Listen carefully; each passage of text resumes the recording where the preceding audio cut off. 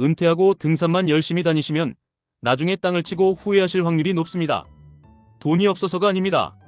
집도 있고 연금도 나오는데 딱 한 번의 사건으로 현금 흐름이 무너지고 그때 나를 도와줄 사람이 없어서 무너집니다.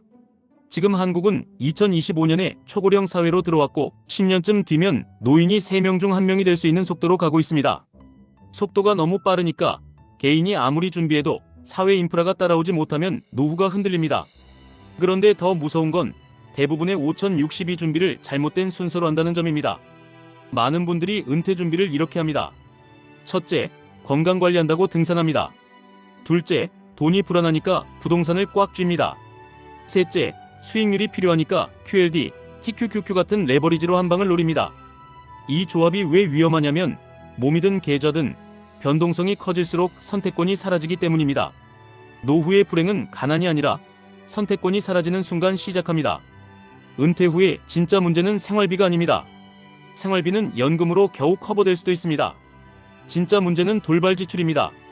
큰 병 한 번, 간병 한 번, 사고 한 번, 배우자 건강 이슈 한 번.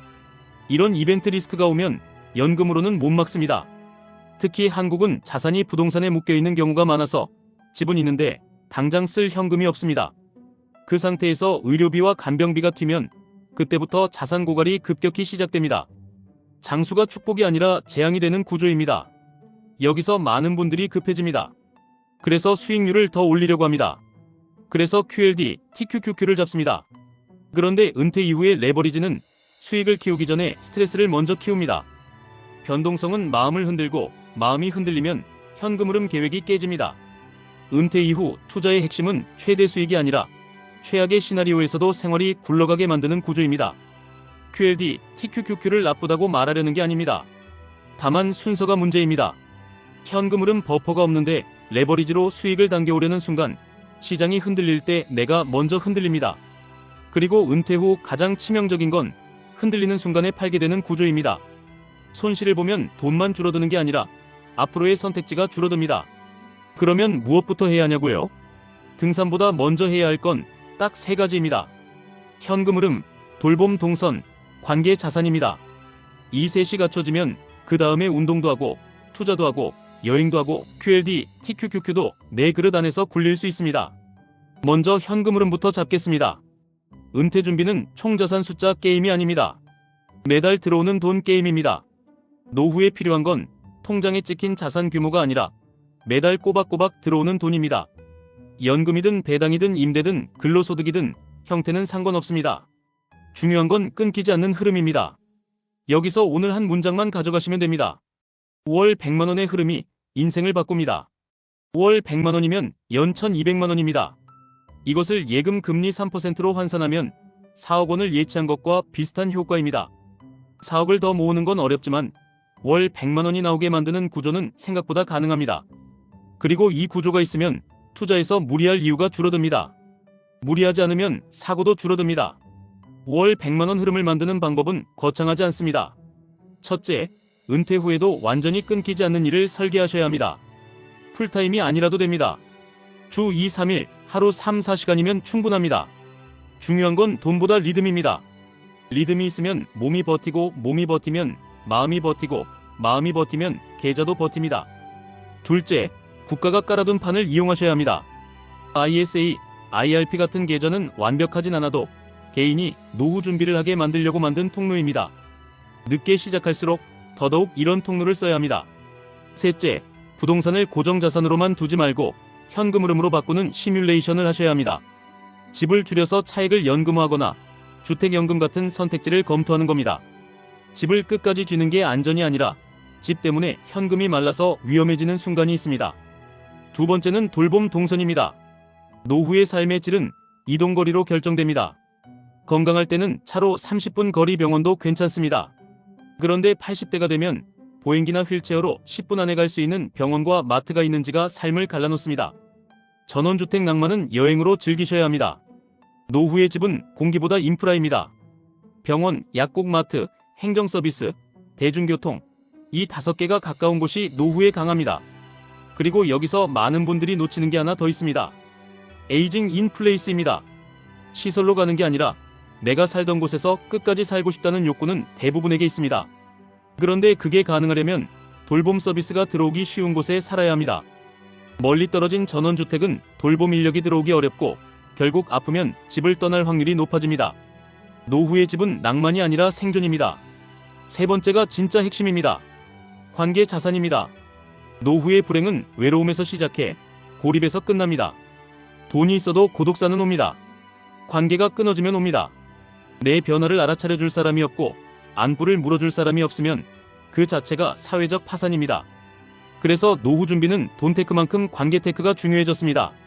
관계 자산이라고 해서 친구를 많이 만들라는 말이 아닙니다. 딱 2개면 됩니다. 내가 정기적으로 얼굴을 내밀 수 있는 커뮤니티 하나, 내가 기여할 수 있는 역할 하나. 이 2개가 있으면 누군가가 나를 기억하고 내 컨디션 변화를 알아차립니다. 그게 노후의 안전망입니다.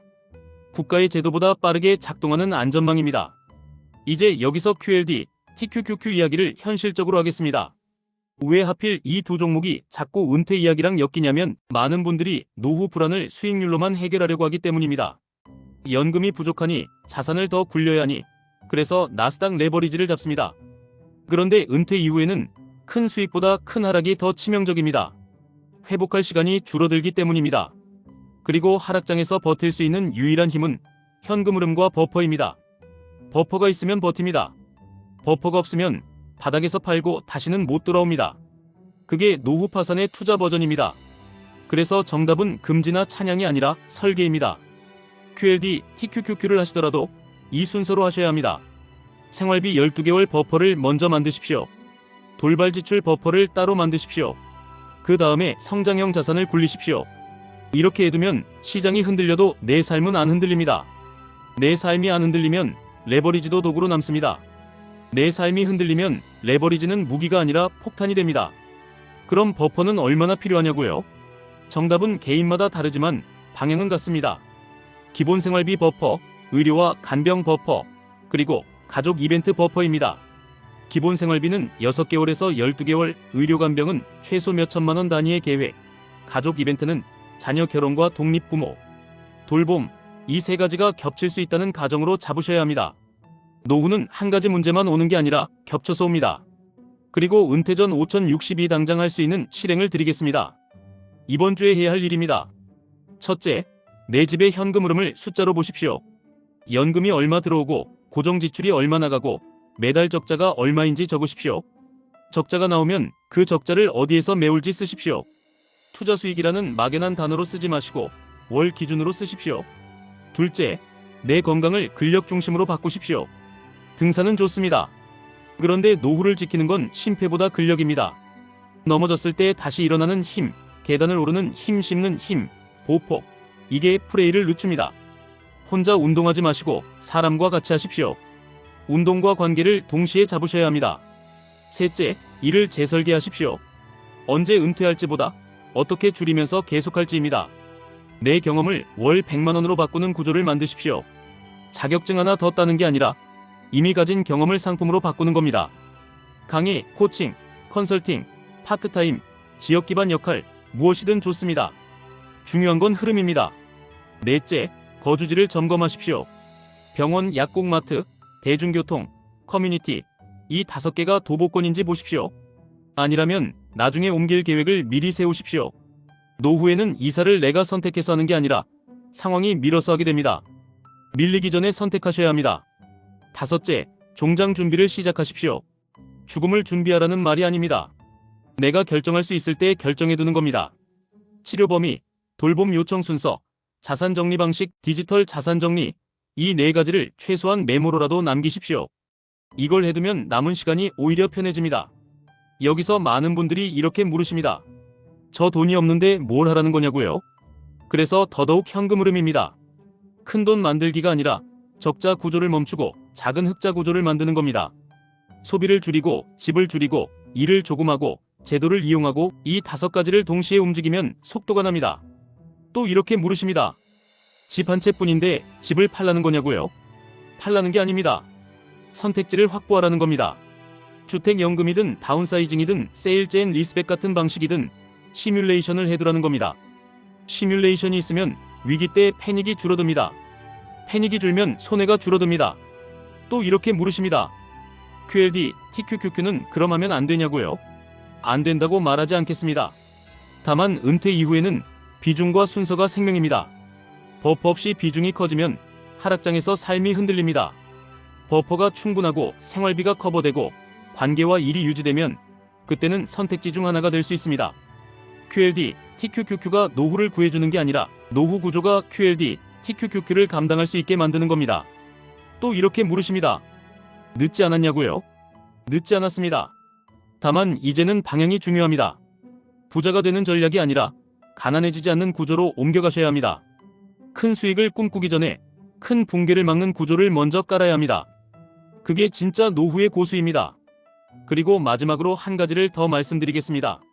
노후의 행복은 돈이 많아서 오는 게 아닙니다. 내가 선택할 수 있어서 옵니다. 일할지 쉴지, 어디서 살지, 누구와 연결될지, 아플 때 누구에게 도움을 청할지 이 선택지가 남아있으면 불안이 줄어듭니다.